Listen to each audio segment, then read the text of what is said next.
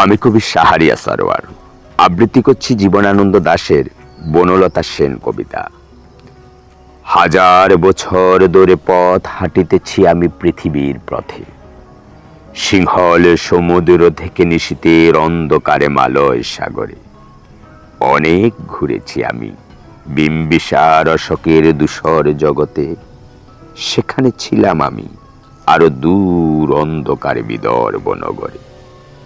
আমি ক্লান্ত এক প্রাণ, চারিদিকে জীবনের সমুদ্র সপেন, আমারে দুদণ্ড শান্তি দিয়েছিল নাটোরের বনলতা সেন। চুল তার কবেকার অন্ধকার বিদিশার নিশা, মুক্তার শ্রাবস্তির কারুকার্য। অতি দূর সমুদ্রের পর হাল বেয়ে যে নাবিক হারাইছে দিশা, সবুজ ঘাসের দেশ যখন এসে চোখে দেখে দারুচিনি দ্বীপের ভিতর, তেমনি দেখেছি তারে অন্ধকারে। বলেছেন সে, এতদিন কোথায় ছিলেন?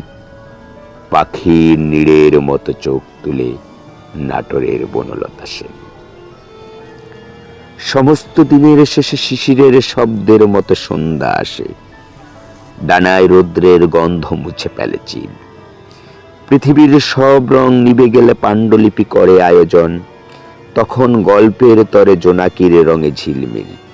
সব পাখি ঘরে আসে, সব নদী পুরায় জীবনের সব লেনদেন, থাকে শুধু অন্ধকার মুখোমুখি বসিবার বনলতা সেন।